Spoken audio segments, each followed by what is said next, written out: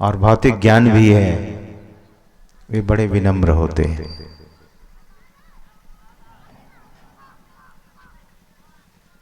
कल्पना कीजिए, इस धराधाम पर संत सदगुरु का अवतार न होता तो मनुष्य पशु से भी बदतर होता।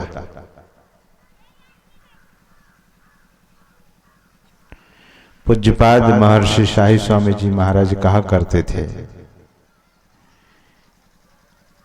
कि हम सबों को समझाने वाले इतने साधु महात्मा हैं, उनके समझाने पर इस समाज की हालत ये है। अगर समझाने बुझाने वाला ना होता तो इस समाज की हालत क्या हुआ होती, समाज की हालत क्या हुई होती। समाज की बहुत बुरी दशा हो गई हुई होती।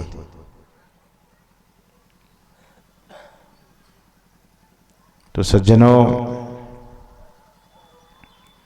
हम आप सत्संग में बैठकर आध्यात्मिक शिक्षा लेते हैं।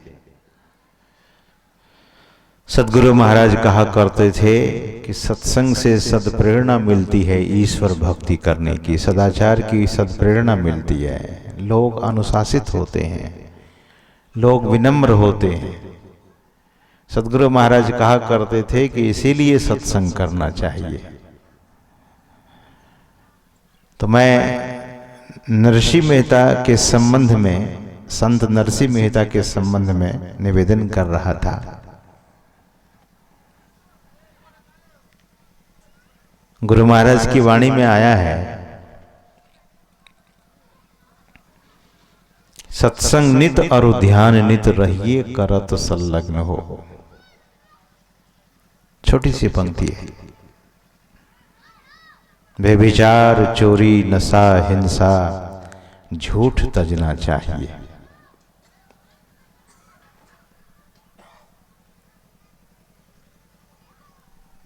The essential knowledge is included here, इस वाणी में संत मत का सार है।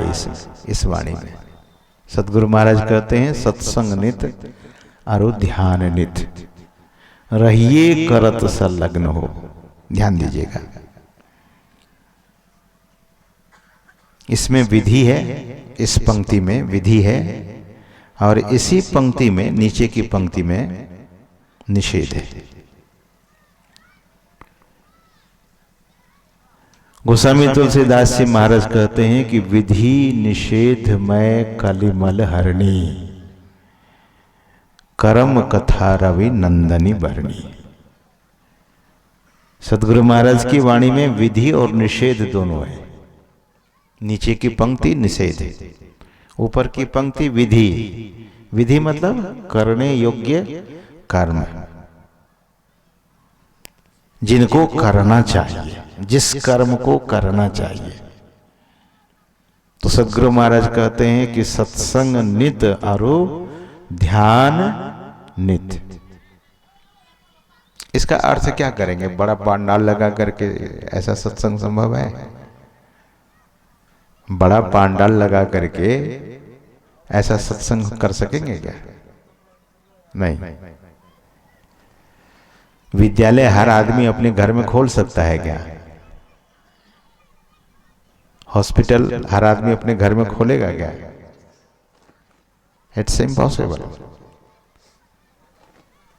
हॉस्पिटल कहीं कहीं खोला जाता है। जो सत्संग मंदिर है क्या हॉस्पिटल है? सत्संग मंदिर क्या है? बाबा साहब कहा करते थे कि आध्यात्मिक स्कूल है, विद्यालय है। लेकिन फिर भी सत्संग मंदिर बनने के बाद भी वृहद रूप से पांडाल लगाकर सत्संग करना क्या है? जहां बहुत साधु महात्मा लोग एकत्र होते हैं, इकट्ठे होते हैं, बहुत प्रबुद्ध जन इकट्ठे होते हैं, विद्वान लोग इकट्ठे होते हैं, वो विदुषी नारी इकट्ठी होती है। और ये क्या है? संवाद है। आप सुनते हैं असाधु महात्मा लोग सुनाते हैं। ये संवाद है। आप कहेंगे महाराज संवाद तो तभी कहा जाएगा ना कि एक पूछे दूसरा बतावे। हाँ, ये आध्यात्मिक संवाद ऐसा ही होता है। गीता क्या है? भगवान श्री कृष्ण और अर्जुन का संवाद है, विवाद नहीं है सज्जनों। ये सत्संग भी क्या है? संवाद है। क्या? तो ये सत्संग ऐसा संवाद है कि कहीं कहीं मौन रूप से सत्संग होता है। जैसे अभी मौन रूप से आप लोगों ने सत्संग किया होगा सुबह में, वो क्या है? ध्यान। मौन रूप से, मौनम व्याख्या प्रकटित परब्रह्म तत्वम युवानम। मौन व्याख्या हो रही है। कभी कभी कुछ साधक मिलते हैं, बोले महाराज मैं ध्यान किया, मेरे मन में बहुत प्रश्न होता था, लेकिन जब ध्यान किया तो अपने आप उत्तर मिल गया।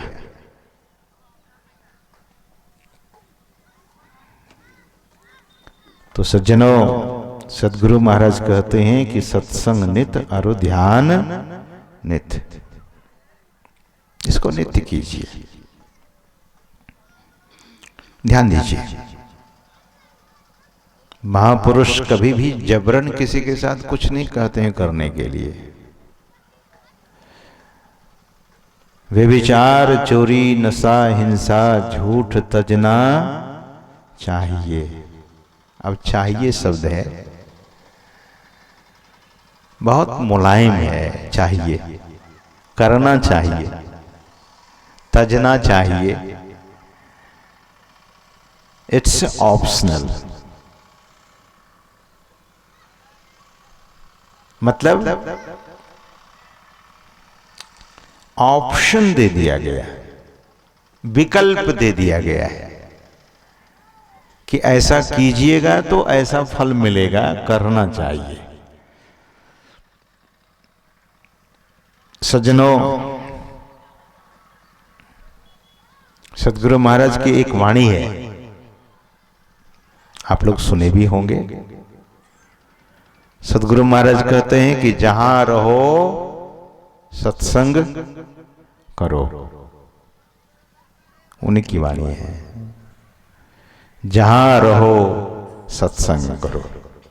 जहां रहिए, जिस हाल में रहिए, जिस स्थिति परिस्थिति में रहिए, सदगुरु महाराज कहते हैं कि जहां रहिए सत्संग कीजिए।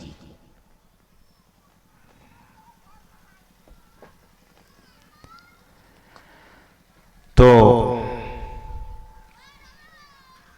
ये जो विधि और निषेध है, जिस व्यक्ति के जीवन में विधि नहीं है और जिस व्यक्ति के जीवन में निषेध नहीं है, उस व्यक्ति का जीवन गणना में नहीं है।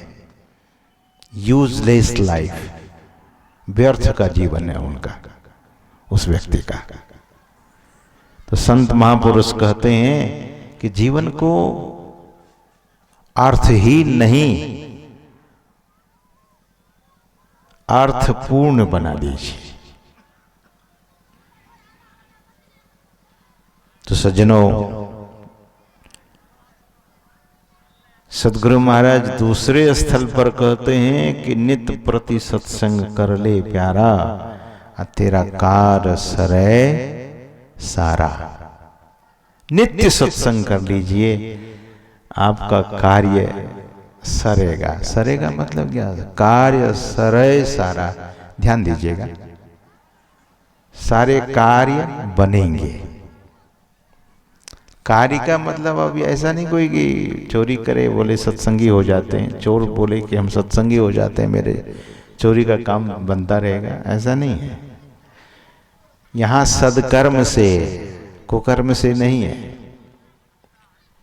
यहां शुभ कर्म से आशय है, अशुभ कर्मों के लिए नहीं है।